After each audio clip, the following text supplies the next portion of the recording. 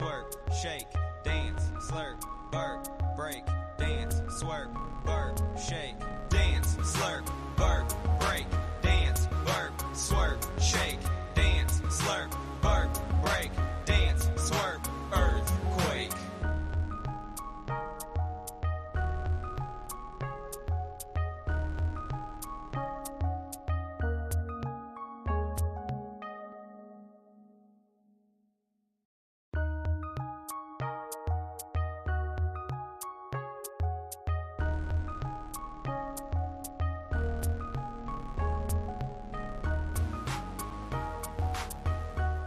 Actually got a special surprise for you guys coming up. I think we're going to get Josh into this thing, but just hold on another minute because I screwed up some numbers, and by that I mean clocks. So enjoy the music. I'll be back in just a second.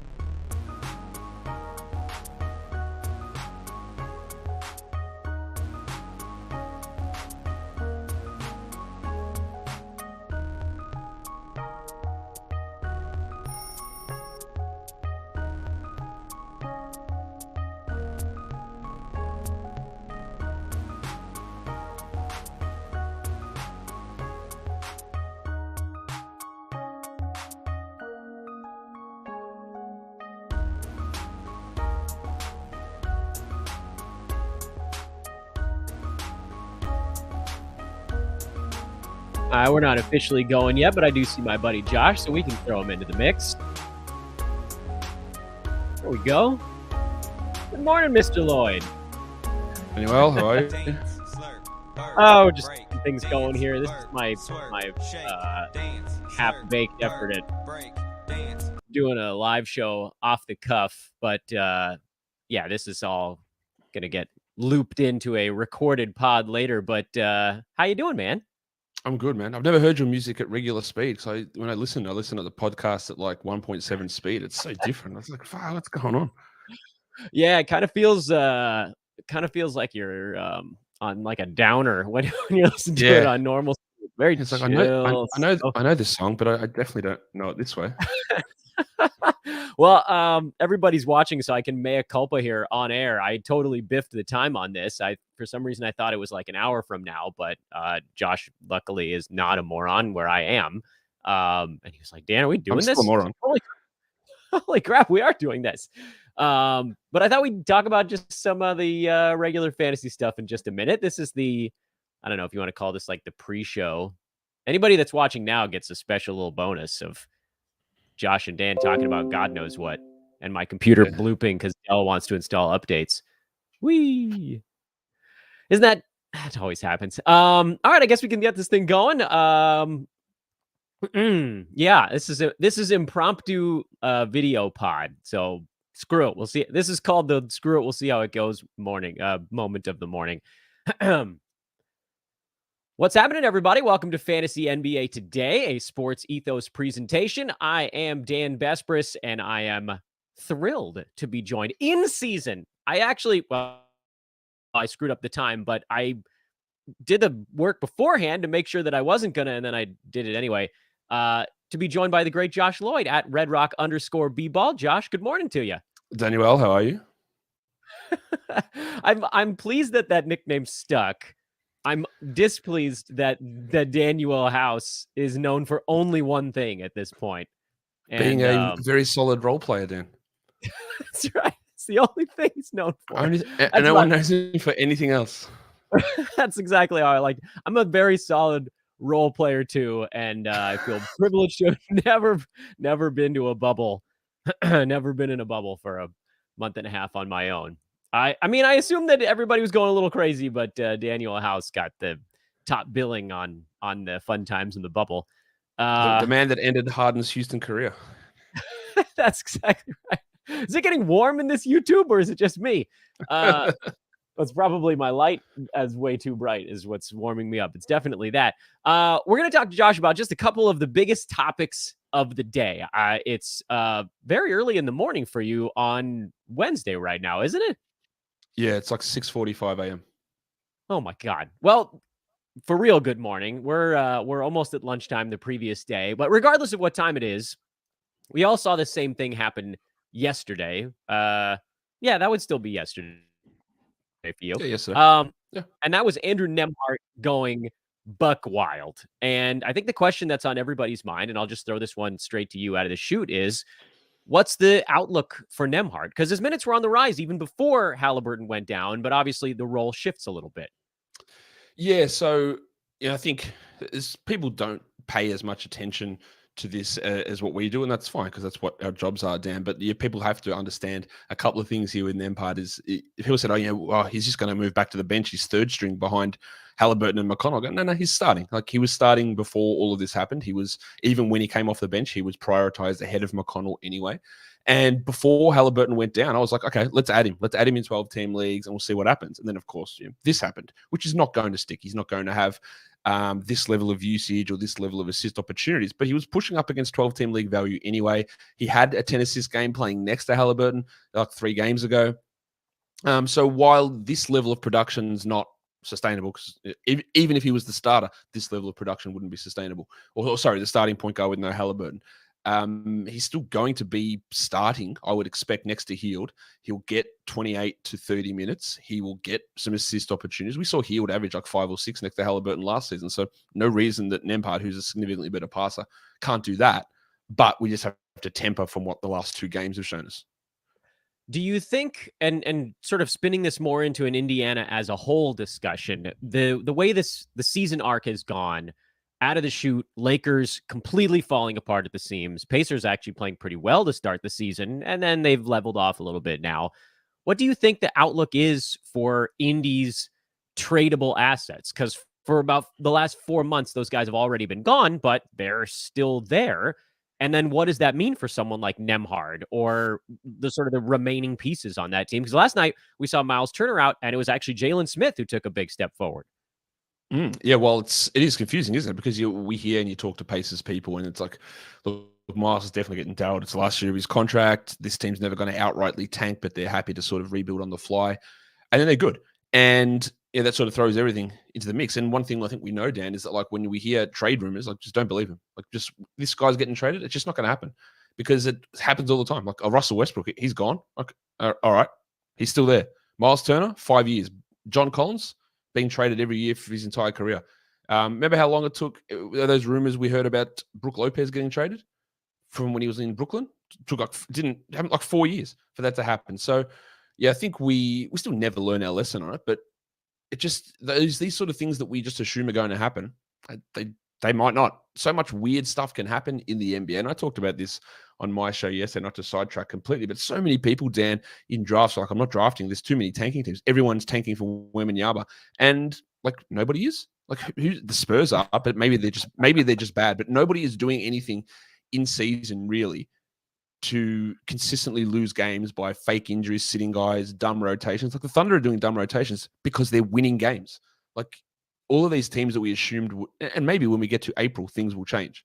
But the sky is falling stuff on these teams, it just hasn't come to pass at all. Yeah, it's funny that you mentioned that because coming into the season, I was looking at a lot of the season win totals, and it felt like the worst few teams this year were going to be better than the worst few teams in prior years, simply because they were the same teams plus like 1 to 1.5 decent players added to them. And it's actually been beyond that. Teams like the Pacers, the Thunder have actually gotten out to good starts, heaven forbid. Now we'll see what sort of shenanigans, like you said, take place later on. But yeah, I mean, you can't avoid everybody. And then I played more on the roto side. So, at that point, you don't really have to think about it. And actually, the last time you and I spoke on this show, we were talking about whether or not I asked you if you thought Shea's ADP would move earlier because it was looking again like he was going to be able to start the year. And you said, no, the news is too late. Like, people have already made up their minds that he's hurt to start the year. And now he's ended up being maybe the best, one of the best picks in all of fantasy basketball. Pivoting to the next of our hot topics, and it's actually, someone mentioned it in the chat room, so I'll throw it in there quickly here at the front end. Bogdan Bogdanovic in Atlanta. Where do you think his arc takes him?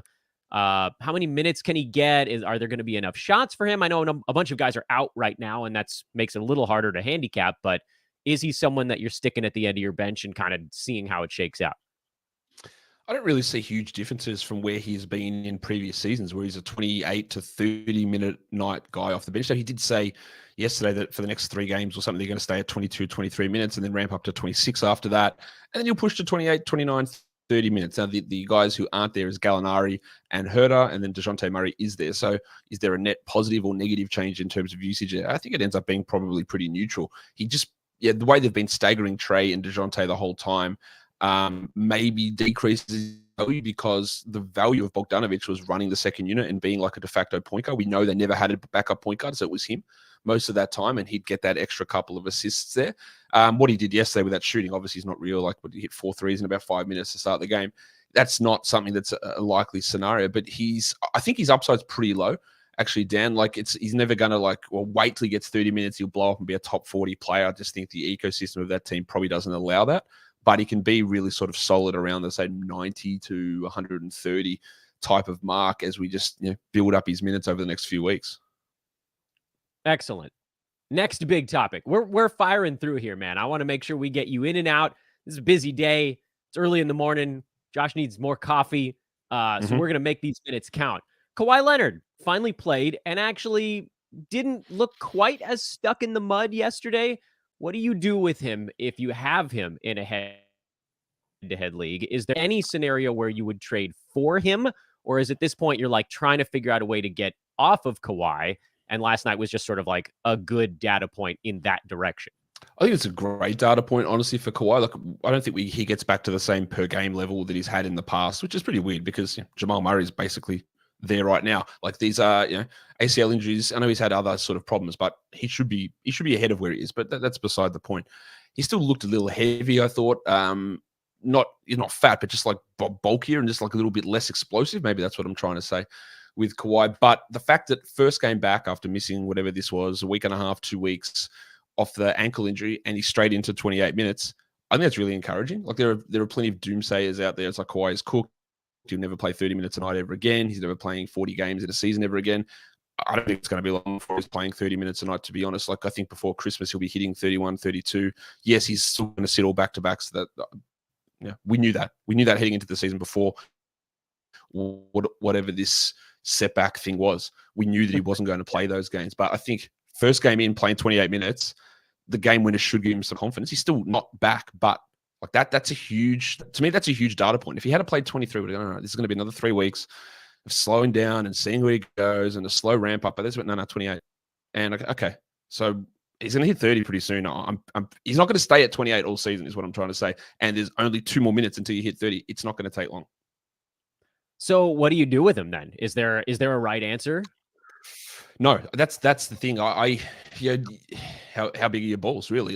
And what is the Not that what big. is the offer? Not that big, there you go. What is the offer that you're taking to acquire him? I wouldn't feel good about acquiring him, but if it is at the cost of a player that's sort of outperforming, who is a back-end sort of guy, someone that springs to mind are 2 names who I think are overperforming and are going to drop off, Kelly Oubre, Bol. I'm pretty confident that when we hit January and February, their production's going to drop off, right? I feel pretty confident in saying that.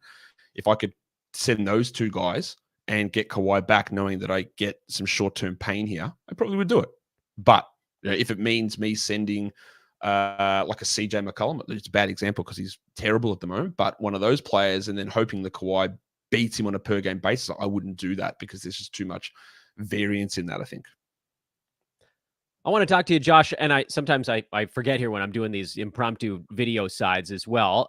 For those listening on the traditional podcast channel, which will be most of you, we're talking to the great Josh Lloyd at RedRock_B-Ball.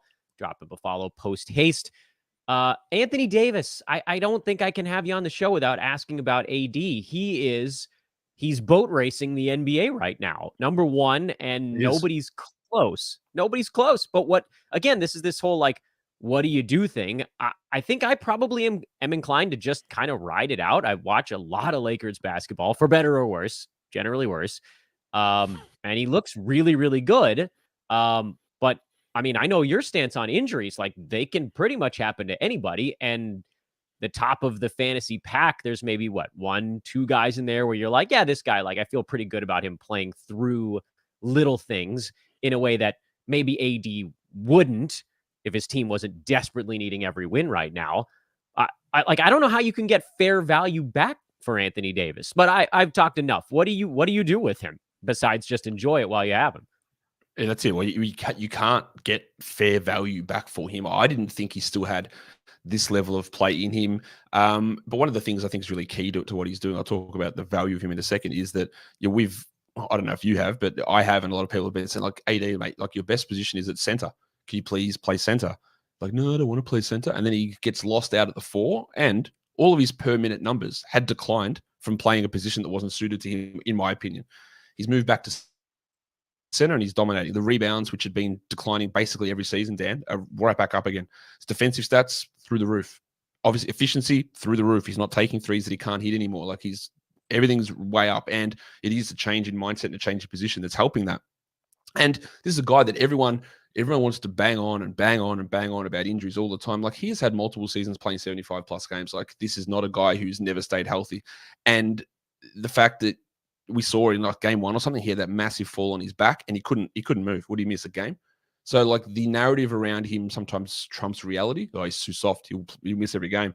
Any little thing. Oh, what did he do? Did he hurt his vagina? Did he tear his fingernail? Like, no, he bruised his back and he played through it, and he's still ripping the ass out of the entire NBA. So yeah, sometimes that narrative stuff, it makes it impossible to trade him away because people have this burnt into their head without thinking through a million different other scenarios, which are probably more closer to reality.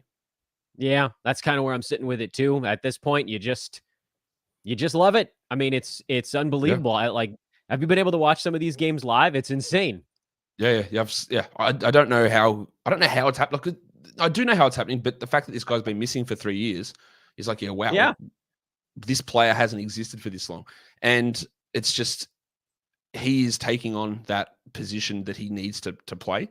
And he's doing it at such a high level where he's now just like, okay, I'm the best here. Just let me do what I need to do. Where in the past, it was maybe a confidence thing with LeBron. I don't know what it was, but he's killing it. Yeah, he's finally taken over a little bit of that alpha seat. Last question for you, Josh, before we let you go. And this one's a little bit more of a broad strategic thing. We're 7 weeks into the season. We've kind of seen guys level off, not completely, but we have a better idea. Guys kind of are who they are at this point. So what do you do with your teams at this time of year? Because I find trades to be much harder once there isn't that big disagreement between parties on what a player might actually become. It feels like this is the part of the year where streaming is like the only thing going on. But are there other strategies that you're using in December to kind of get a little bit of a leg up on opponents? No, I agree with that, because it's something I talk about a lot on my show, and I'm sure you do too, Dan, is in head-to-head the value of streaming, but also that the later into the season you go, the more important that becomes. Like, I'm more than happy to take losses in week 1, week 2, week 3, just holding a guy, waiting to see what happens. Let's grab a guy. Is this role for real? Is this production for real? And like, people go, oh, I can't add him. I've got my streaming. So like, don't worry about that. Like, streaming when you get to the playoffs, yes. Like, be brutal, cut guys, maximize games. If you lose a week 4-5 versus winning 5-4 because you didn't get one extra game on a Sunday, it doesn't matter. We are getting to that situation now where every week we move closer to the playoffs. That importance of streaming and gaining those extra games does become more important, and the value of these random guys who you find off the waiver wire really only starts to appear through injuries, not through random rotation role changes or anything like that. We've already seen a lot of that stuff. So it's going to be like, being ready to pounce on an injured guy, but also just maximizing what you're doing on a week by week basis, solidifying your team. You try to make the trades if you can. It's so hard to do, making trades that benefit you. It can be hard. And a lot of the time people make trades because they love doing it and get it wrong and hurt their team. But being out there and Dan, people love trading, man. They absolutely love doing it. And they love trading for the sake of trade, not for the sake of making their team better, which is obviously a mindset that you've got to really be cautious with. But if you go out there and you're looking at the deals, you got to try and find the way that people are valuing prospects that you, and there might not be many of them. And the names I brought up there were Bol and Oubre, two guys who I am much more down on than a lot of other people are, just because I'm trying to foresee what happens to them in January, in February, like what happens with the other players coming back. And while, again, I'm still might take a little bit of hit early on their value for what they're providing, maybe not so much Bol at the moment. We've seen a little bit of that cut away. That's where the differences in opinions tend to lie on those sort of, or find the reactive manager in your league who's like, man, I can't with Fred VanVleet. He cost me the week every week. Terry Rozier has been actually trash. And then you go, I'll take those players because I can absorb a bad field goal percentage week or two. Like that's the sort of trade you do. But otherwise, every week we push closer to the playoffs, the more importance you should have in streaming and getting that flow going, I think. Yeah, actually makes what NembHARD has been doing the last week or so, even before Halliburton, so surprising because you don't usually see that kind of rotation shift on December 6th or whatever the heck day it is. 7th for you, sorry. He also had the situation where he sort of had pushed into this role and then he got hurt. Yeah. And then there was Neesmith and then all these random guys. But as soon as he came back, he played like 26 minutes, I think, in his first game back, or 24 minutes coming off the bench. So he had pushed, not quite, or maybe he had started some games. He sort of pushed into that role. The other complicating factor with him is what do they do with Duarte, who is, I think, worse than NembHARD, but does he cut into some of that? Like, I think he's significantly worse. But the last time we saw Duarte, I think he scored 38 points. His only good game for the season. But there's still some other things to play out there. But you're right that it is weird to see these changes. And look, even you got one in Chicago with Alex Caruso replacing Ayo and Javonte Green replaced Patrick Williams. And then, of course, Green got hurt one game later. But you don't get those changes all that often. No. Yeah, it all happens in this wild ebb and flow. Josh, thank you so much, my man, for doing this. You were ready to go. I wasn't ready to go. Again, dummy over here. But Josh, the true professional on the other side, able to take care of things. Thank you, my man. We'll talk soon. No worries, Dan. Thank you.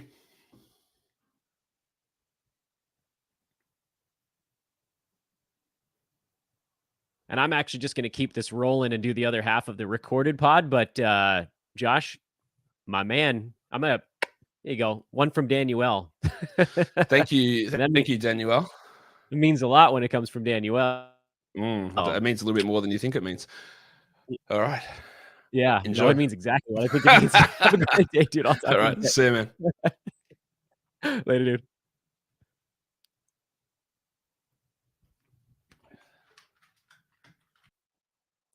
All right, so to those of you that are watching on YouTube, let me just get my recording stuff refigured here, and then we'll do the rest of the podcast. Hope you guys enjoyed that little it was a surprise for all of you because I forgot. I thought he and I were going to do that. It's entirely on me. I thought that was going to be a half an hour from now, and then I was going to edit that into the show, but instead we got to just do it in the show, so even better. So hold on just one moment. We'll get the rest of the pod going here in just a second.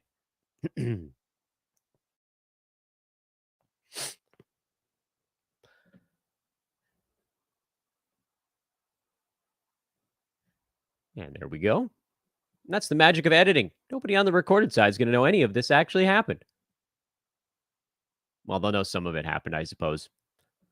Want to remind you guys, by the way, while we are taking this little respite between fantasy nuggets, to check out our buddies over at manscaped.com. I'm not going to bother throwing the graphic up on the screen here on the YouTube side because it's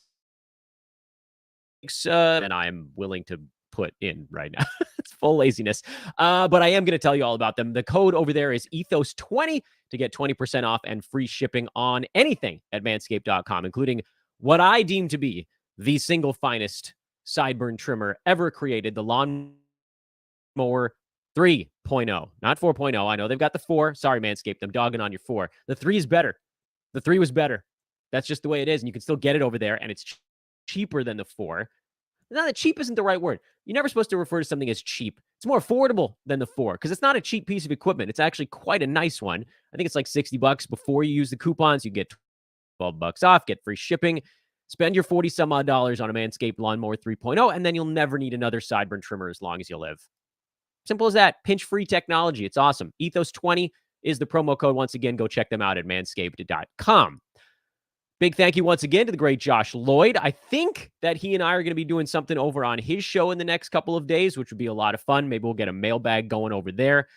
This show is not a mailbag. I had a few sort of big topics. One of them happened to actually appear in the chat room, so I just bumped that to the front of the line. Bogdan Bogdanovic was going to be the last thing we talked about because I thought it was sort of the least pressing of the items, but it was in there, so I figured, what the hey.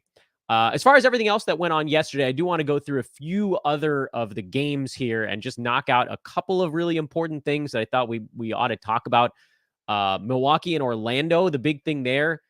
First of all, Mo Bamba practiced. So if you were going to dive into the center pecking order of Wendell Carter Jr., Mo Bamba, Mo Wagner, don't worry about it. Mo's replacing Mo's over there. I feel like I'm watching the Three Stooges. The more important thing, I thought, is that Markelle Fultz really solidifying himself as that starting point guard.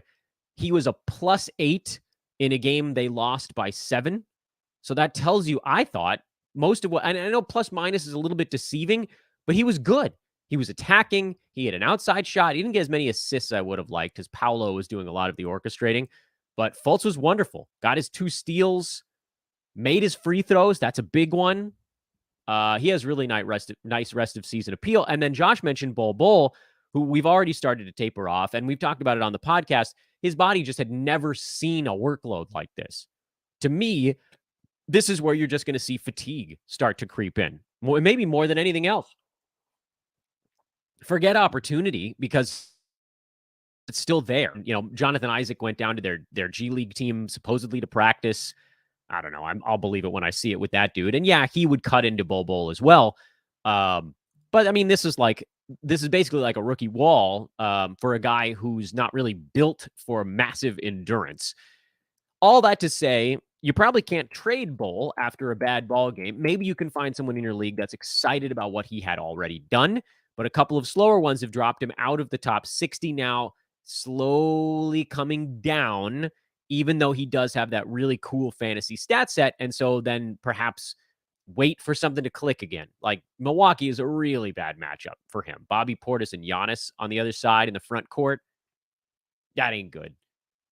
Wagner somehow survived the madness. He did in 32 minutes. Bol didn't foul out. He just you're not going to handle it. And then Chris Middleton, rusty. Nothing to worry about there. We talked about Kawhi. For the Clippers, Paul George also looked good in his return. I don't think there's a whole lot else to discuss from that ball game, so we can just kind of jump past it.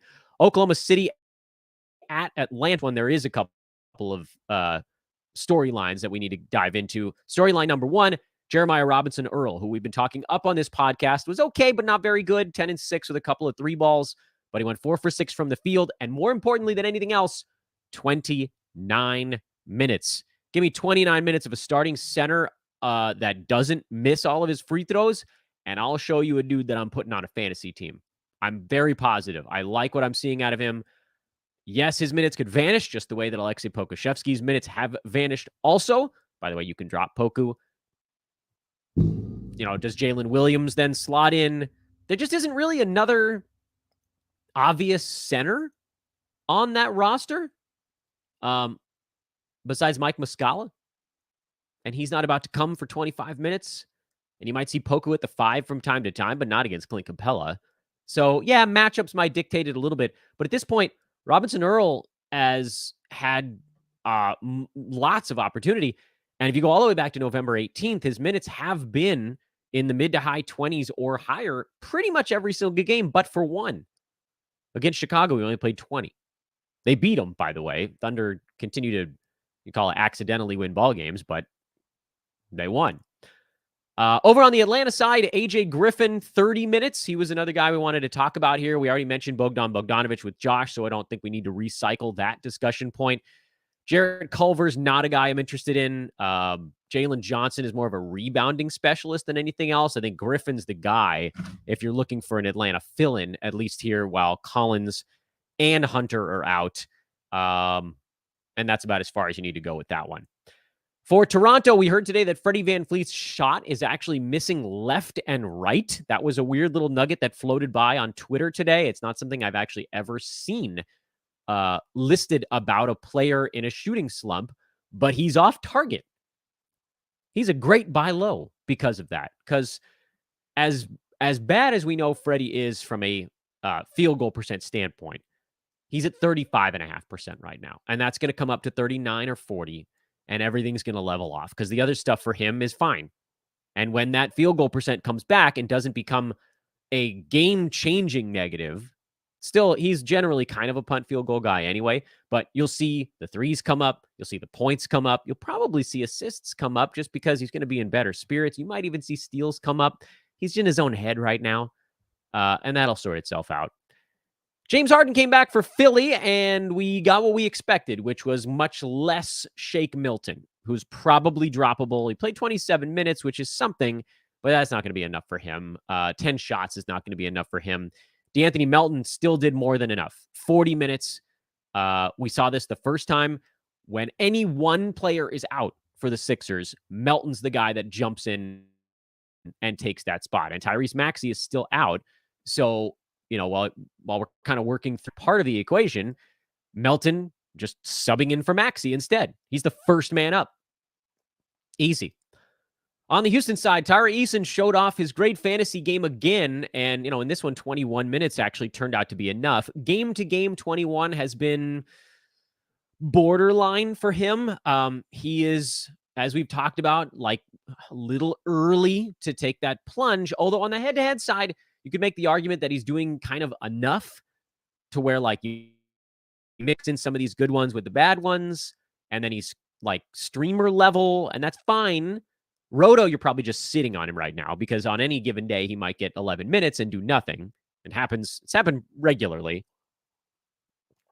But boy, Houston, you are one veteran getting shipped out away from all of this stuff just being so delicious. Eason would see another 5 or 6 minutes. KJ Martin would see another dozen minutes probably.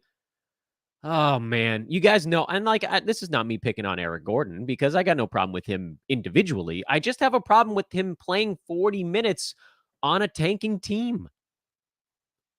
Why? What's the point? Veteran leadership, okay, fine. But Eason, you're stunting growth there. KJ Martin, you're stunting. It's what is the benefit? What is the cost basis here on Gordon? It just doesn't add up in my head. I get it sometimes. You want to put a young point guard with or an old point guard with a bunch of young players so that someone can kind of steer the ship, like Conley in Utah, who, by the way, is expected to play tomorrow. Conley in Utah, a lot of young guys on that team. Some of them are middling veterans. Jordan Clarkson's been around a while, but Markkanen's pretty young and Sexton's still pretty young. I know these guys have been in the league for a couple of years, but it's a young team. They need that one old goat to keep everything going forward. Houston doesn't need that, and especially not from the small forward chucking three-pointer spot. I don't fully get it. I know they won, and I'm thinking most Houston fans would agree with me because they would care more about seeing Eason, I would think Eason over Martin, but maybe all of the above, than seeing Eric Gordon and winning an extra 2 games on the year. I don't know how Miami lost to a Ja-less Memphis and a Conchar and a Bane-less Memphis, but it happened. There were no fantasy implications here. Jimmy Butler's sitting out back-to-backs right now, and, honestly, if that keeps him from having to rest a week and a half for other stuff, then I'm all for it. This means that guys like Caleb Martin and Max Strus get bumped back above the streamline for 1 game only, and it also gives us a nice indicator of what we can do with those guys when you look ahead at the rest of Miami's schedule, because there will be other opportunities for that as well. Tyus Jones, super stream, but I think Ja and Conchar, all these guys, well, not Bane, because he was not a rest today. They just listed injuries for Memphis, but I'm guessing most of those guys are back for their next one. Phoenix blown out by the Luka, I was going to say Josh Green, Tim Hardaway, Spencer Dinwiddie. They're just bombing away, man. Mavs hit 23 pointers. Dinwiddie and Hardaway each hit 5. Josh Green had 16, 4, and 5 with a couple of steals, but he shot 6 out of 7 from the field. He's just not going to be able to do this kind of thing with the amount of usage he gets and the minutes bouncing around a little bit. He got to add it in a lot of leagues, and he's going to get dropped in a lot of leagues after their next 1 or 2 ball games. But as we keep saying, Tim Hardaway, he's warm now. You better get him in your lineup and cash in on this ridiculous 3-pointer run while you can. Meanwhile, Campaign double-doubled with 6 rebounds, but 4 of 16 shooting, no steals, no blocks. I'm just not a big fan. I am, however, somewhat concerned that we're not hearing anything about Chris Paul getting closer. He practiced with the team middle of last week and then just poof, nothing. And then we already talked about Andrew NembHARD on the Indiana side. I think it's also worth mentioning how Jalen Smith looked a lot better with no Miles Turner. But you know who didn't get much more? Isaiah Jackson only got an extra 5 or 6 minutes. And his line was solid enough. Jackson took 10 shots in 19 minutes, had 13 points and 3 blocks, and that's more than enough for fantasy. And we've known this about Ijax. He only really needs 21 minutes to be a fantasy play. But it looks more like Jalen Smith, who I still think is a drop, by the way, when Indiana's healthy, is the guy that benefits more from a potential Miles Turner trade. At the same time, we don't really know what happens to Indy if or when Miles gets traded. They may change the way that they're playing the season because right now they're still trying to win ball games. And for whatever reason, Rick Carlisle doesn't think that that's Jackson every game, even though he was a plus 14 in this one. NembHARD was a plus 16. Ooh, what a sick game for that kid. And Steph Curry had his first real clunker of the year, and he fell into third place. He's behind Shea. He's now tied, actually, with Kevin Durant for third place in fantasy. And Anthony Davis is now officially the 24th ranked player in between AD and Shea. AD is worth Shea, the number 2 player in fantasy, and Cat. And if that's not the craziest thing you've heard today, well, then I don't know where to take you with this thing. And that is the other stuff from yesterday's boxes I wanted to make sure we got into today's show. And we can take the rest of this stuff over to social media. Once again, I'm at Dan Besbris. Those of you watching on video, you can see it right there on the screen. Those of you watching on video, I would encourage you to subscribe to our YouTube page. Hit that like button. Those of you listening on the traditional channels, come join us when I throw these impromptu live tapings together. They're fun. They're silly. I don't know. Seems like some of you guys sort of enjoy it. And again, at Dan Besbris over on Twitter, we'll get some streamer boards going. I know it's not a particularly large card tonight, but it's the Lakers, so someone's going to be watching. Thank you again to Josh Lloyd. One more time, I am at Dan Besbris. Have a delightful day to those of you on the recorded side. And those of you on the YouTube side, I'm going to give you a different sign off in a minute. So stick with me here, video folks. Recorded folks, I'll talk to you tomorrow. Hey, video people, you guys want a lightning round here on whatever questions we didn't get? Let's see here. Tama,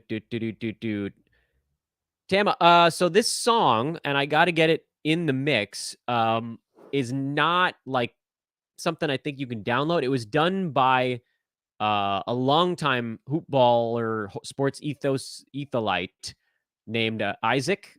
I believe his Twitter handle is Slick Rock. Let me make sure I'm getting that right. SLI. Yeah. Slick Ratch basically is how it's spelled. SLICKRACH. I'm going to post that in the chat room right now. So if anybody wants some beats done, that's the guy who did it. So that's Isaac. And he put that beat together along with a number of the other ones that you hear on our podcast. You're wondering where the hell they came from. It's Isaac there. He's really good at what he does. I love that jam that we use on Fantasy NBA Today. That's a fun one. Let's see. What do we get here? This is age stuff. Yeah. Dudes are young, man. KP isn't quite Anthony Davis. Sorry, that was a text from our nanny. Want to make sure everything's okay. Yeah, I mean, here's the thing. KP, this is exactly what we knew he would be. He's Porzingis. You're not going to be able to trade him. If you drafted Porzingis, you did it expecting him to be in the teens per game, which is where he's at. He's number 17 per game. And you expect him to miss some ball games. He just hasn't missed any ball games yet. But you're not going to get fair value for him. You're not even going to get close, frankly, to fair value on Porzingis. I think with Anthony Davis, you're going to get a little closer to fair value because at least he was drafted early second round. But as we talked about already, he's now worth more than 2 second rounders with as good as he's been this year. There will be a slowdown for AD at some point. No one can go at the rate he's going an entire season, especially not when the body can break down like that a little bit. I I think if you wanted to trade Anthony Davis, you could get another first rounder, but that would probably be where it would stop. Like you could probably go get someone like a Jason Tatum or Halliburton, but like these guys just aren't as good as AD. I don't want to do it. What do I think of Oladipo? I don't think anything of him. I have no opinion on Victor Oladipo whatsoever. Even if he plays, it's not going to be consistently. So leave him alone. Would you trade Kevin Porter Jr. to get Klay Thompson or Buddy Hield? Yes, I would. Kevin Porter is all popcorn stats. He's number 129 because his field goal percent is atrocious. His turnovers are obscenely high, and his free throw percentage is not good and falling. Points, boards, assists are all fine. Steals are fine, but I need more than just those 4 categories. And we've seen lately that Klay is beginning to look more like himself. He's number 111 on the season overall after being nowhere near that point the first 3 weeks. If you look at Klay the last 3 weeks, he's number 37. So hell yes, Klay is the guy I would target in that trade.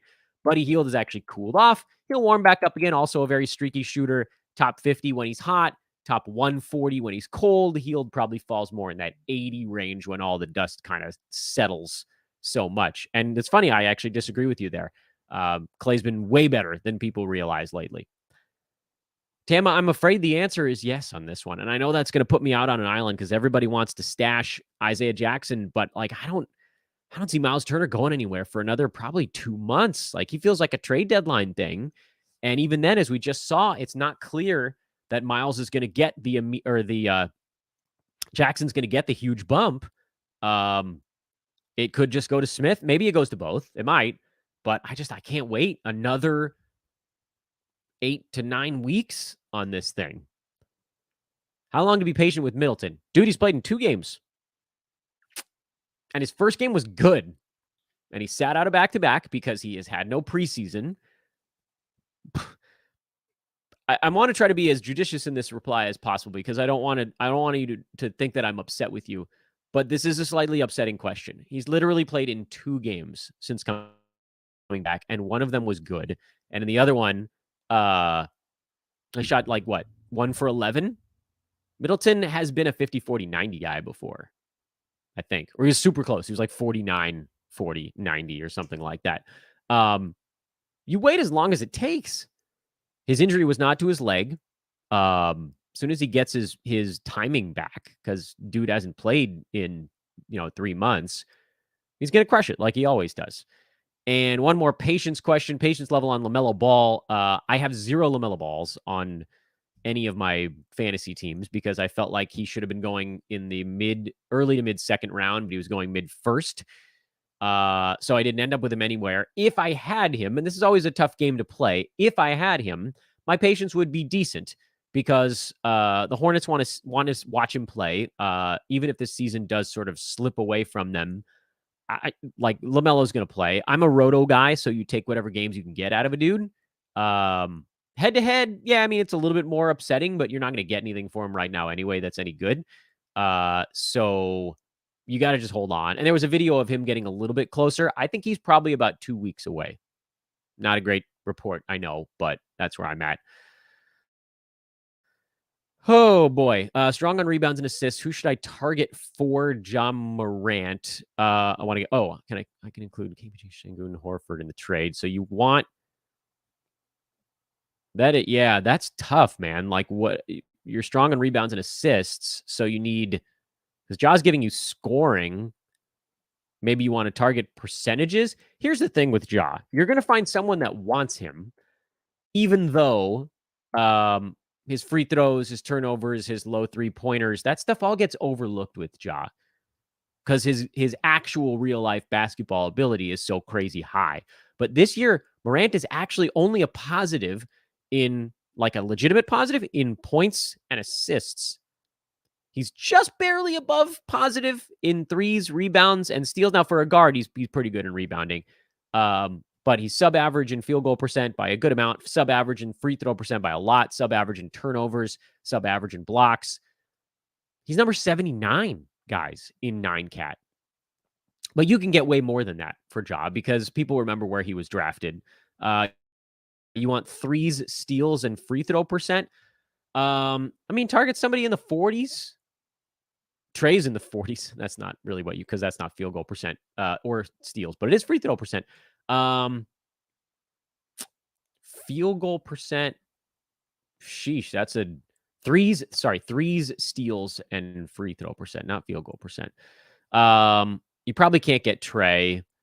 You might have been able to get Dame when he was hurt. Freddie VanVleet give you threes, steals, and free throw percent, but you're going to take a hit in field goal percent and scoring. But VanVleet is a possibility there.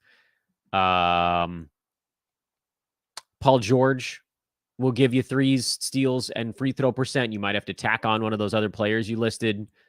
Beal, when he's back, not as many threes, but he gets you the other ones. Yeah, I mean, that's where I would go. I don't think I'd go much lower than that. I know that Ja's been worse than that, but like he gets the Ja Morant bump because he's Ja. You can kind of work with that.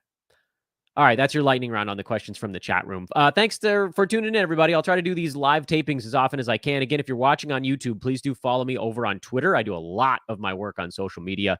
And subscribe. Please subscribe. Click the like button on the thing so more people see it. It'll pop into more feeds, and subscribe to our YouTube page because we're trying to do a lot more on YouTube this year. And so far, I think we have. So long for now, everybody. Thanks for tuning in. Yeah, I know. Unofficial ending because it's not really a real show. You were never really here.